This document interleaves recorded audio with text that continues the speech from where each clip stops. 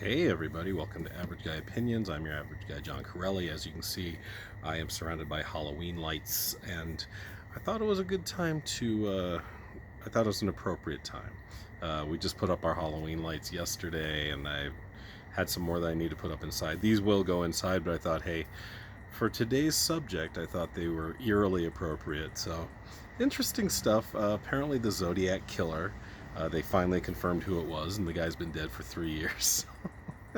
And I really never followed it. I think all of us have heard of the Zodiac Killer, but they claim this guy, his name was Gary Francis Post, that he may have killed 37 people from 1968 to 69, which is an insane amount of people, right? It's like, what, depending on the two a month, maybe more, depending on how long that stretch of time was. Just at 68 to 69, and it kind of reminded me then the same. Also in 68 was when Charles Manson performed. I got the oh gosh, what were those killers called? But when they killed Shannon Tate, and that was horrific. And it reminded me of when I was in junior high, and half the kids were reading Helter Skelter, and then they're in the middle section. They used to do this in books. I don't know if they really do it that much anymore. You get like a novel type of book, and in the middle they might have like 10 pages of pictures, just right sandwiched in the middle. It might have been a formatting thing. Maybe it was necessary to do that at printing press at the time, but I found it pretty interesting that in Helter Skelter, everyone's like, oh, look at this, look at these things they did. And none of them were super horrifically disgusting photos, but it was pretty clear as to what happened in that horror show in Southern California in 1968. So this guy was operating at the same time. And then it made me think of, I almost said my life with serial killers, which makes me sound like I've known some. Although you never know. Maybe you do know one. Who knows? But I thought about how the 70s were a pretty big decade for serial killers. So were the 80s and 90s. In the 70s, we had, oh, come on. I almost said Gary Busey. I can't. Jeez. Ted Bundy. I don't know if Bundy became Busey in my head. I can't remember how many. I think he killed around a dozen women. He would and raped. It was pretty horrible what he would do. He would kind of Black Widow style, because he was. They always said how suave and good looking he was. I mean, I think he's a good looking guy, but I didn't think he was he wasn't Brad Pitt. He wasn't like so good looking that these women shouldn't have been able to resist him and maybe even seen a red flag or two. But yeah, he would get these women and convince him he was a nice guy. They often became his girlfriends before they were raped and killed, or sometimes he would do shorter stints. Like, I don't know if any of them were ever one-nighters, but it was pretty fucked up. And so, thought about him. Thought about a lesser-known one. I don't know if you guys, and I don't know, honestly, to this day, if he's truly a serial killer or not. If we think about serial killers, what do we think about? White men. It's almost always white men. And in the 80s, there was a serial killer in Atlanta who killed a lot of people. I want to say 23 or something like that. His name was Wayne Williams. I don't know if anyone remembers this. They're not so sure he did it, even to this day. I don't know if he's in prison or if he died, but he was accused of killing 23 people. Ooh, there we go. That's the effect I was hoping for. But they think that the reason they found him is they claimed he was like dumping a body off a bridge, and then they nailed him as he ran away from dumping this body off of a bridge into a river outside of Atlanta. And he claims it wasn't him, and he was a little guy. So he's like, all these things they're claiming that I did, I physically couldn't do half of them. Whether it was actually him or not who was the serial killer, or maybe it was just maybe it was just like the perfect storm of maybe several people were killed, adding up to 23. Maybe there's a few smaller serial killers. Who knows how it works out?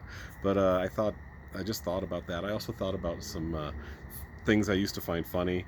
I mean, it's not funny, it's actually horrific, but like John Wayne Gacy, the clown who killed lots of people.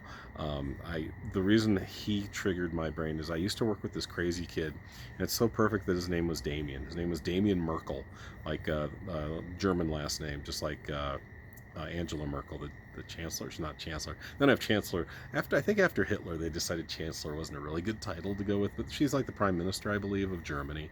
And this kid's name was Damien Merkel, German last name, Satan first name, and he was just a crazy goth kid, and he was a lot of fun. I actually had a very bubbly and fun personality. I worked with him at the movie theater, as you guys know. I've met so many people at the Tivoli 12 in the 6 years I worked there, and this kid was one of them.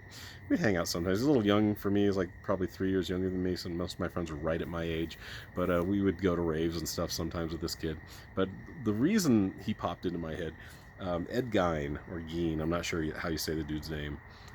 He was also a serial killer back in the 70s or 80s, I believe, maybe the 60s. And this kid, this Damien kid, had a shirt, and it was like Ed Gein's face, and like made it all look all like almost like I don't know, like Bozo the Clownish, the way that was just said Ed Gein fan club around. I was like, "You're messed up, dude." He's like, "Yeah, I am." And he was kind of into that stuff. He was like, he wanted to know how they ticked and all that, and so. I don't know. I just never had I don't want to know. It's kind of like school shooters. I don't want to know how they tick. I want them to get cured and not kill bunches of people. That's what I want. And then, of course, there's Jeffrey Dahmer. That happened in the 90s. And it was pretty horrific what he did. Lured gay men into his midst and raped them and killed them. And I don't know if he ate parts of them. I know he chopped them up real good. What?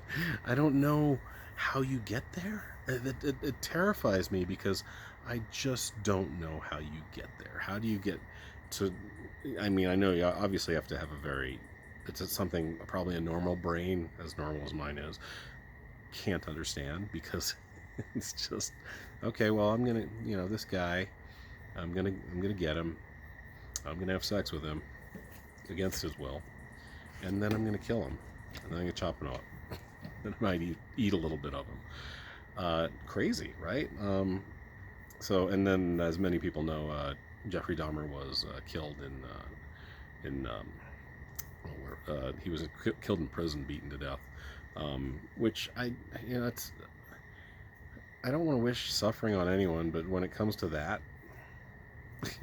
I'm sure the guards look the other way. I mean, that guy probably would have lived a horrific life if he had lived long in prison anyway. So maybe that was for the best. I don't know. I can't remember if he was awaiting death row. I assume he was. I mean, I should say if he was on death row awaiting execution. And maybe he was, maybe he wasn't. But yeah, so I don't know. I'm glad I don't have that kind of a messed up brain that that can rationalize raping and killing and eating people. Oh, there was more. What else was I going to go to? Oh, shoot, I'm having a problem remembering. We had, I don't know if Colorado has any really famous serial killers, but we had a couple sprees, actually.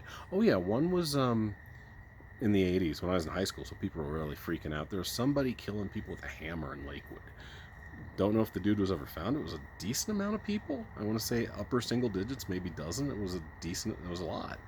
And it was the same MO every time. So we were freaking out here in the Wheat Ridge Lakewood area. Like, oh, don't go out alone at night, because this guy might kill you with a hammer. And then there was not Nathan Dunlap. This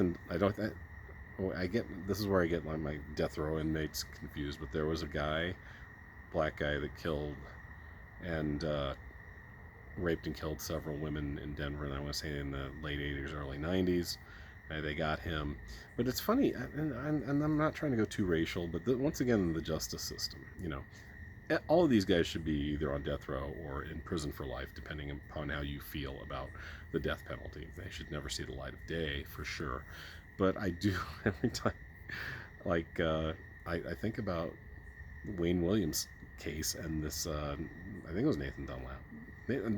Nathan Dunlap, I think, was a Chuck E. Cheese killer, which was also horrific. He killed, I think, 4 people in a robbery. And either way, it's like 4 people makes a serial killer for a black guy. Would it make a serial killer for a white guy? I don't know. And it wasn't like serial killing either. The rapist, definitely. But like Nathan Dunlap, I've heard him called a serial killer. No, that's not what serial killers do. He went in, he was a horrible person, no doubt about it, but he was not a serial killer. He went in and slaughtered a bunch of people, but serial killers generally work one by one and have a whole bunch of issues with that. Anyway, that's pretty much my time. I hope you like the lighting. I do. I don't know if I'll keep it like this or not for the next few episodes, but I thought it was just a really good coming together, the perfect storm of finding out that the Zodiac Killer died 3 years ago, and they think this is the guy, and hanging up my Christmas lights. So thanks for hanging out, guys. Talk to you guys soon.